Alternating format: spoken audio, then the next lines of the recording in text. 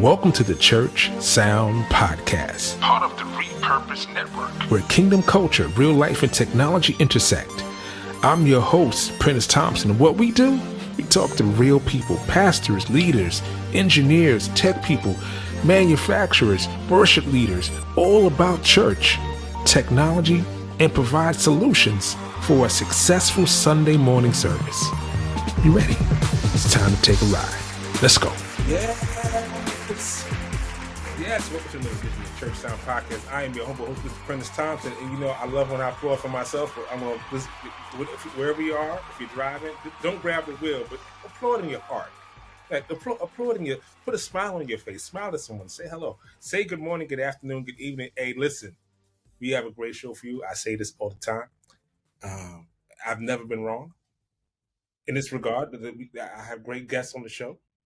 I've never been wrong in the sense that, you know, I appreciate you guys listening. I appreciate you guys sharing and being involved with everything we're doing. This is second episode of season 4. Would you believe this is season 4? Season 4. You know, we're over 250 episodes of the Church Sound Podcast, and it's all because of you. So I want you to continue the momentum and like, share, review. And I want to bring on somebody who's been on the show before, but I love to build with people. And this is a brother that I've been building with. So, ladies and gentlemen, boys and girls, cats and dogs of all ages, let's welcome to the program, Christopher Franklin from the Inspire Media Conference. Welcome aboard, sir. Greetings. So glad to be here. Always a pleasure to be in your presence. So I hear the second time you're on the show, you get a coffee mug that says Church Sound Podcast. Is that right? You know what? We could do that. You know, and I'll deliver it in person. You know, okay. I will hand deliver it. I'll hold you to it. How you been, good brother? Doing well. Staying very, very busy communicating with people. I actually had someone who, people messaged me about the conference, but I had someone reach out to me this week just wanting prayer for the loss of a spouse. And so that's what it's about. You know, as much as we put out marketing material and things to make you laugh and share other content creators that are pushing positivity, right? What we want is engagement, real, authentic engagement that change lives, that inspire people. So, you know, it's not just a tagline, you know, let's inspire the world together. Right. It's how to create media, content, how do we produce sound and music videos and social media reels to really change the hearts and minds of people. You know, I shared with you, my sister-in-law just passed away a couple of weeks ago. And she had this saying, and she would always say, I'm here to make Jesus famous. That was her line. You know, so I take that saying and I apply it to technology. We're using technology to make Jesus more famous than he already is. There it is. Make people more aware of who he is through our gifts and talents, using technology, using all the social media, all the things that we talked about, video, audio, all the things that we do. You know, we kind of take those things for granted because we breathe this stuff. Mm-hmm. And inside of the church, we found that us creatives have to talk with people who don't get it. And bridging that gap can be challenging. Right. And which is what I believe, like that your conference is a bridge. Yeah, most definitely. I totally 100% agree. There are people that may not ever, you know, take that formal introduction to come to a Wednesday night Bible study or a Sunday morning service, but they'll peek in the window on a social media stream or a video that they find funny or real or something. So, you know, there are so many ways to connect with people, to build bridges that aren't your traditional, Jesus. I mean, Jesus is who people should know you are a Christ follower, but not just you using scripture. You know, it's in your actions, it's what you post. Right. It's how you engage with people. a random prayer sometimes. Life's challenges, when they begin to stack up on you, sometimes you just need someone to be there, Hmm. and that showing up is an act of love, compassion, and being Christ-like. Yeah, the thing is like everyone gets to a place where they want to make a difference, right? Us professionals and other walks of life, right? What was the biggest why for you to step into this field of this conference? Like, what was the why for you? Well, it's a history with that. I mean, it just became very natural to me because of my background as a preacher's kid. My mom is a pastor. Dude, My I did great. not know you were a PK, man. I didn't know you Oh was a yeah. PK. Hey, Okay, we okay, we don't do a brothers. background check. Don't do a background. We brothers, we brothers, we brothers for real. Cause I'm a PK too, brother. Yes, indeed, most definitely. Yeah, my mom's a pastor. My grandfather is a pastor. Was a pastor. He's passed. My brother-in-law is a pastor. My brother's a pastor. My sister's a pastor. My sister-in-law is a pastor.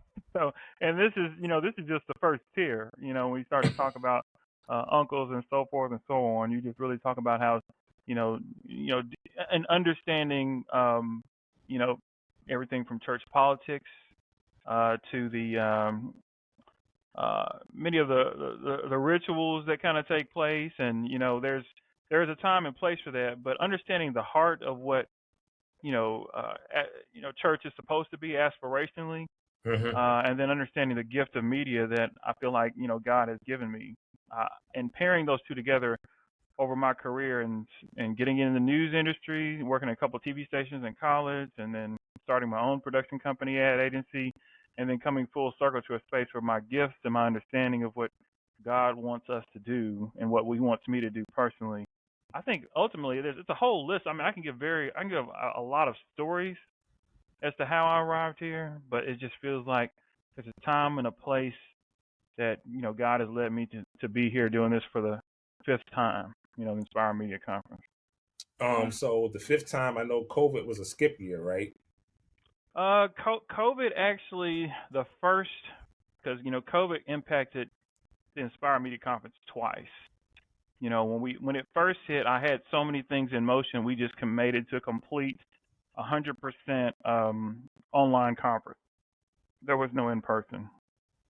And then I did skip a year, and then we came back with not as big as a presence as we once were, but it was a kind of a hybrid model, which was very complicated with Zoom rooms and people attending virtually, and then making the in-person experience something that people valued. So yeah, man, it's every year it feels and looks a little different, but it's listening to how people want to engage. Mm-hmm. I had a pastor friend who is planting a church, and he did a survey with some of his most dedicated members, and he asked them if they wanted an in-person Bible study or a virtual Bible study.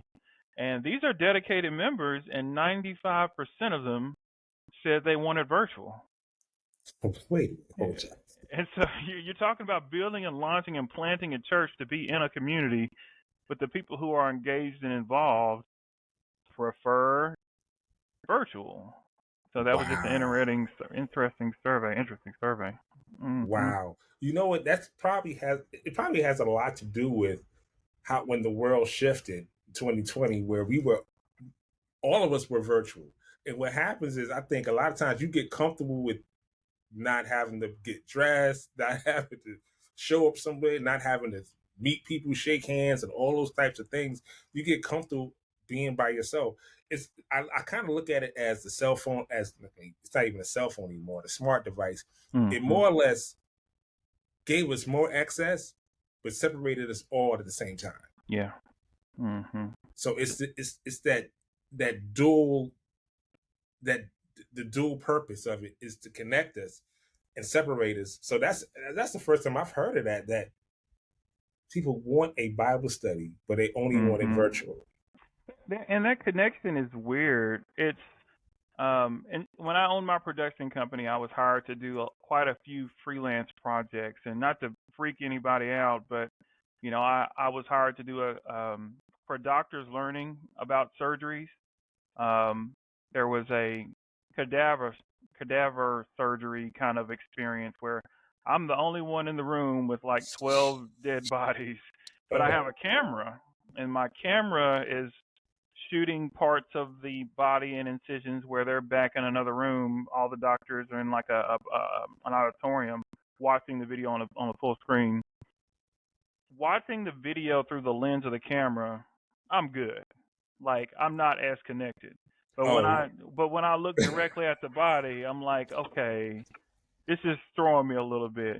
So but there is a way. Obviously, that lens focused on that incision in the other room gave them great value and understanding. So how video is being used looks and feels different depending on where the person is, where they are, what the group, what the setting is like, right.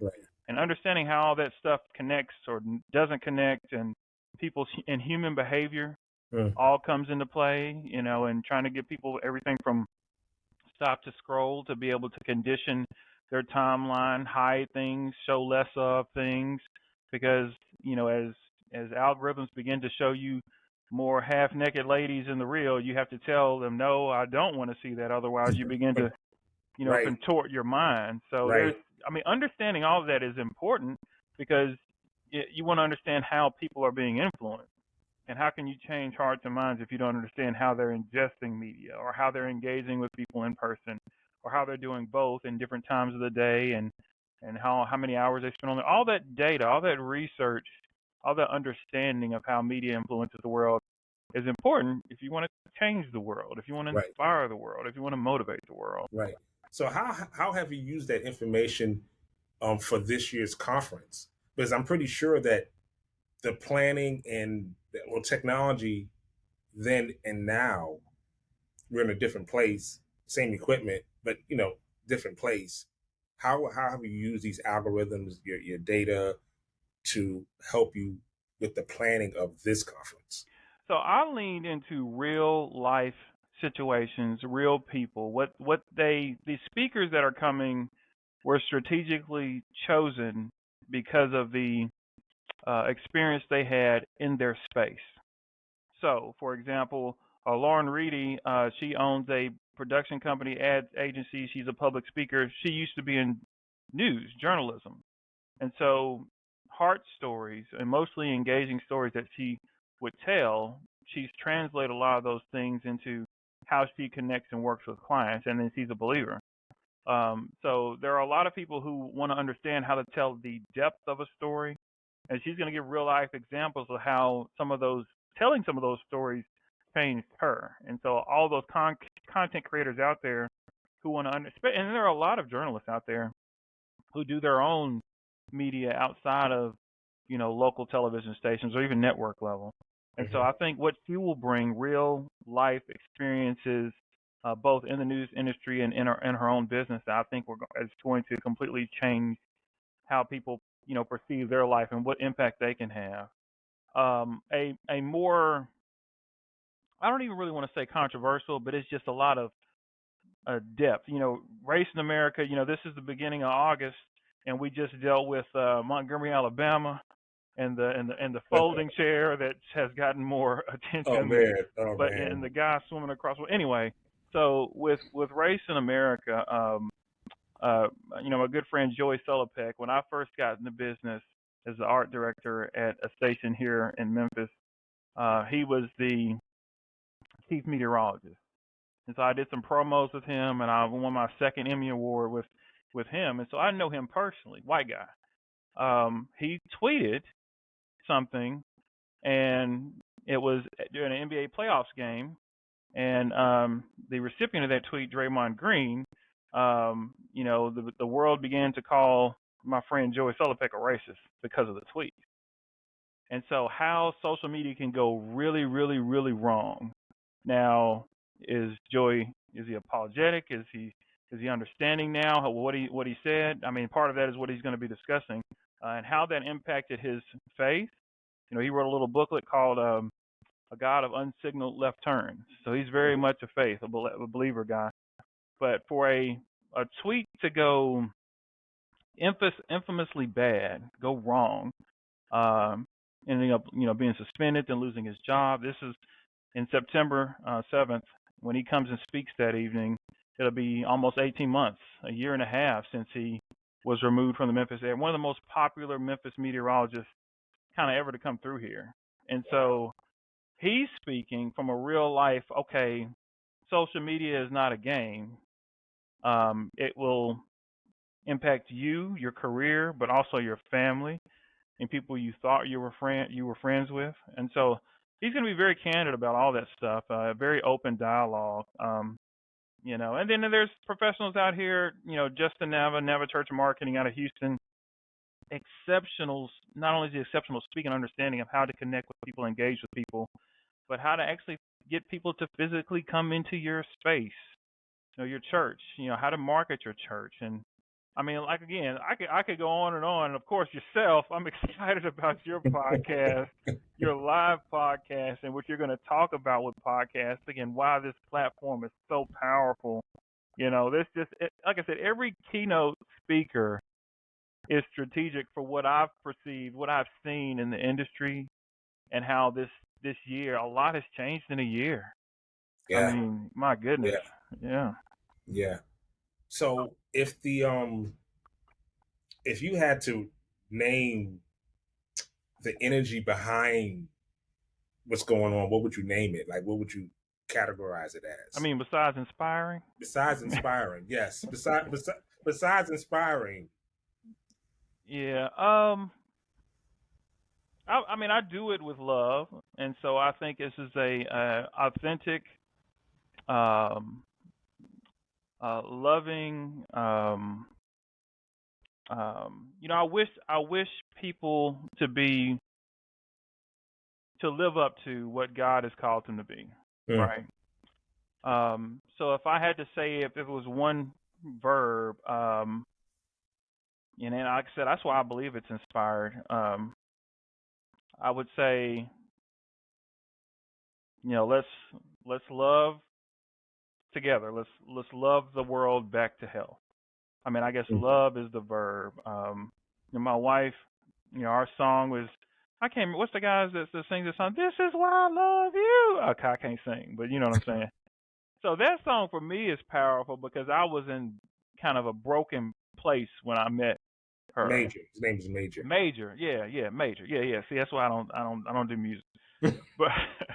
but she, people think that song is, this is why I love you because you love me. No, you don't love somebody because they love you, but you do. Meaning, she loved me in my brokenness back to health. And then when I became healthy, I then can love her. Like it's like she took the time to love me. And so what we can do, just like the guy who messaged me with the loss of his wife, an act of love, typing in and praying for him, and then giving him a resource where he can plug in. I sent him a link to Stephen Ministry, which is one-on-one Christian care. It's not a counselor, but it is someone walking through a very difficult time with you. That's love in essence.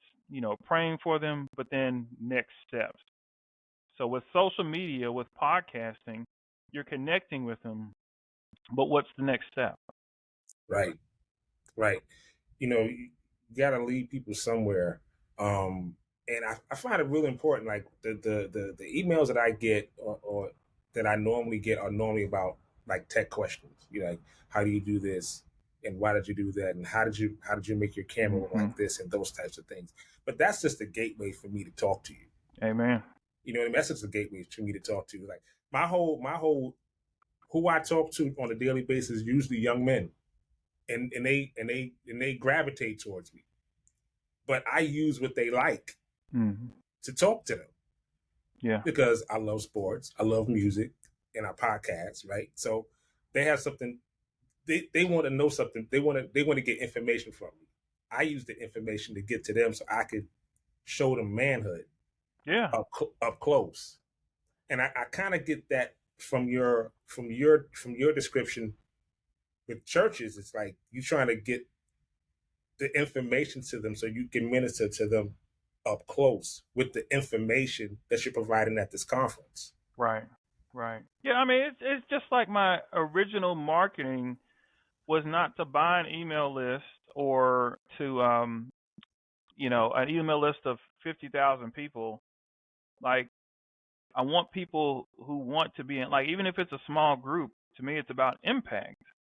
It's not just about, my pastor says there's no impact without contact, but you want people that you contact with to want to be in contact with you. And you have to give them authentic, real reasons to connect with you. Like, if we watch Marvel movies or we go bowling or, like you said, you like tech stuff, all those stuff are just opportunities to connect with someone, and then spread the love of Christ and inspire them to do the same to the next person.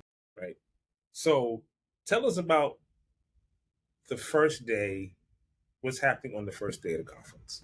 First day of the conference, just added, my partner since the very, very beginning. My first Inspire Media conference was held at the Diversified offices here in Memphis, Tennessee. They've been a partner with me throughout, and they have confirmed that even before the conference starts, so from 12 on September 7th, from 12 Central Standard Time to 5, they'll have a demo, a rig set up with, LED screens, microphones, speaker systems. And this is primarily for the small church market because those are the ones who have the most questions because they don't have the resources. Right. And so he's turning the chapel into, if you were to set up your small church environment, what are some of the basics? What are some quality low-end entry points that you could then scale up if you needed to, And so that's cool. That's part of it. That's really kicking it off is Diversified, and my good friend Jeff McGolgan, who's been with me, like I said, since the very beginning. He's gonna be out there basically demoing product, and I think that's especially like I said, not just for the small churches, but for those who are new to their roles or extreme volunteers that sometimes don't have the time to go do the research, and they get to see it, up close and personal. So that's the first thing, and then. When we get into the, let me make sure I pull this up right. I want to make sure I know I'm saying who's actually first because I might get that wrong. Obviously, I'm going to welcome people. So Reverend Ted Johnson, who is the community and engagement pastor, because again, it's about community. He's the one that's going to kick it off with the first keynote, and he is going to talk about what I just spoke about, which is love. Not likes. Like on social, which is very popular, like love. What is the true impact of love? And so I love his heart, and I love his community, his passion for community, not just in person but online.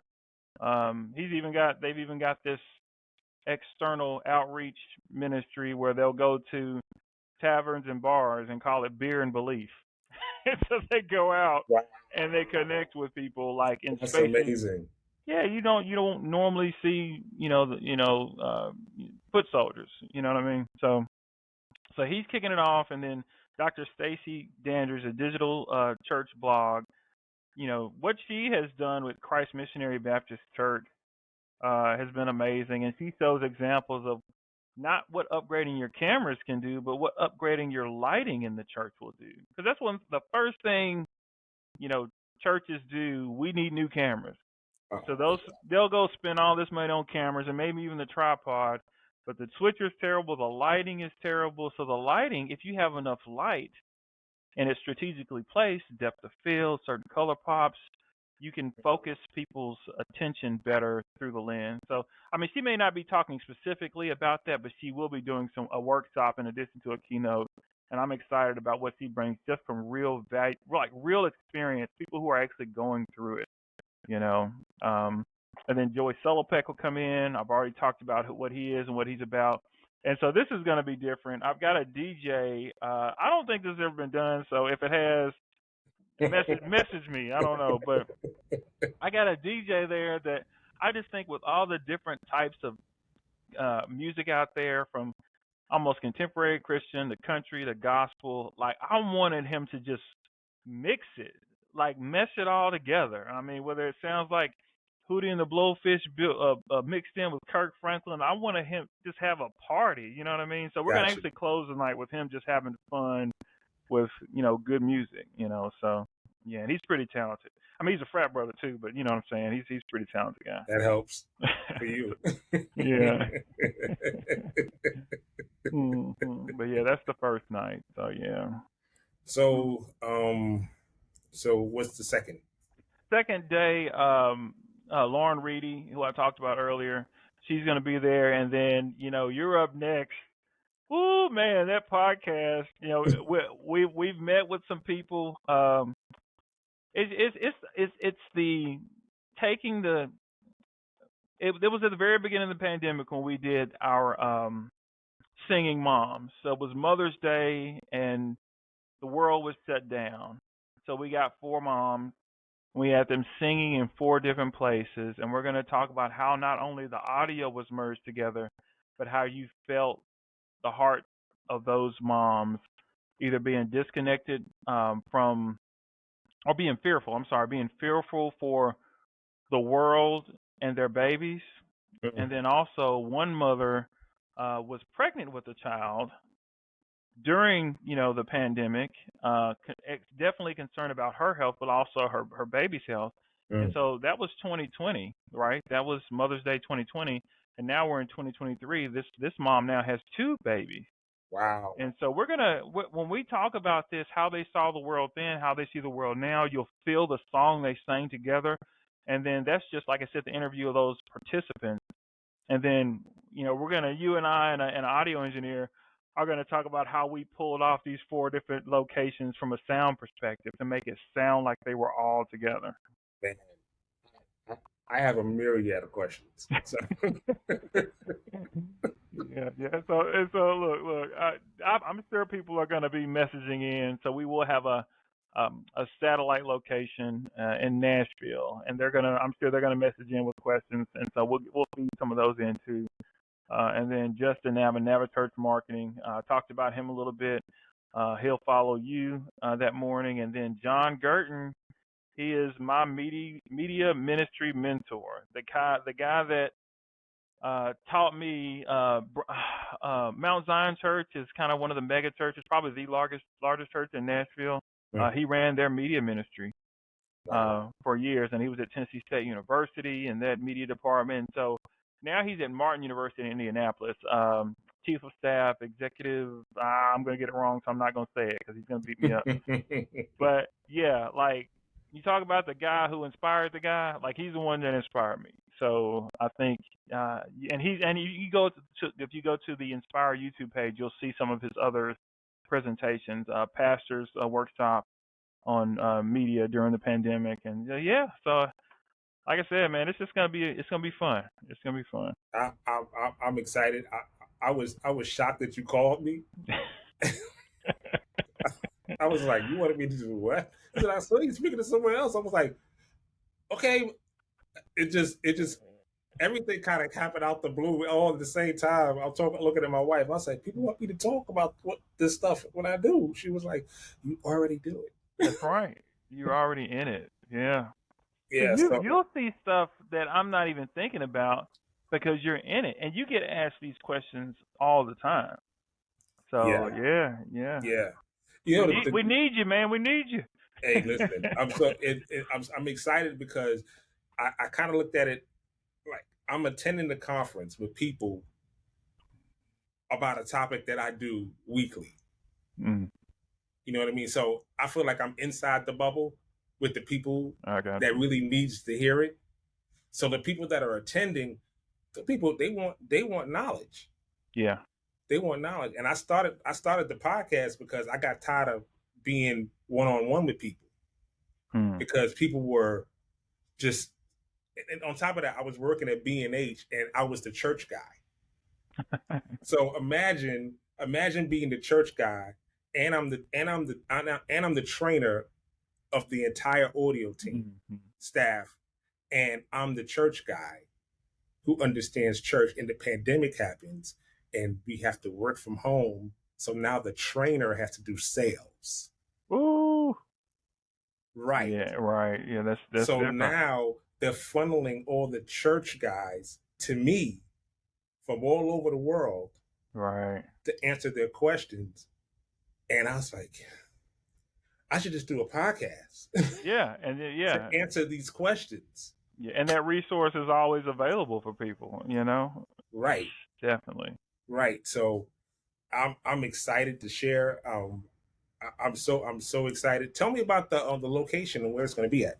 Yeah, Hope Presbyterian Church. I was on staff there for almost 10 years, or 9.5 years. The majority of it, I was director of media production. And so, at I think it's the 19th fastest growing church in the country. But at one point, it was or still it may still be. I haven't looked in a while, but the largest Presbyterian church in the country. And so the main sanctuary seats 5,000, and it's stadium seating. And then there's a recording studio there. We've had several recording artists from Kurt Carr to Darius Rucker with Hootie and the Blowfish, who have recorded there. Like I said, it's state of the art. And then, there are other spaces, youth pavilions and children's spaces and all that.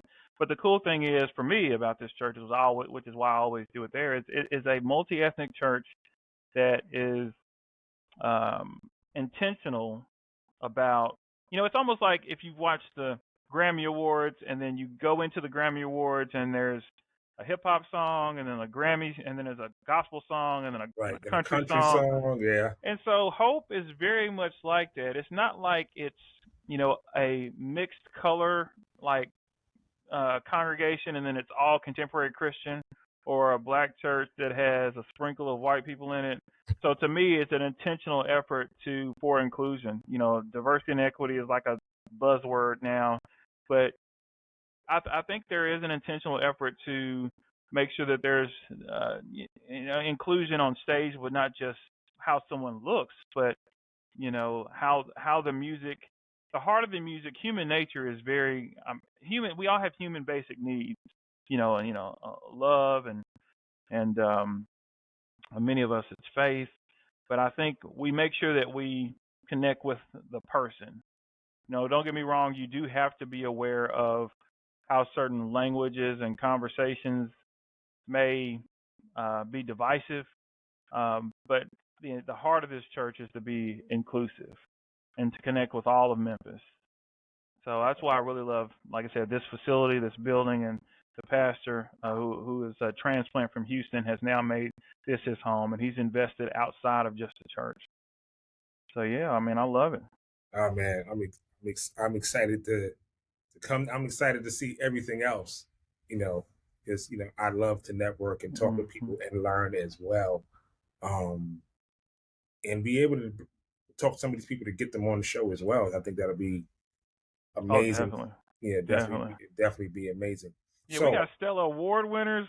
I'm telling you that work there, and the guy who was one of the first worship directors, Christian Music Hall of Fame. It's amazing talent. It's crazy. Yeah. Wow, I'm psyched to see the studio. I'm psyched to see the studio. Psyched to see the studio.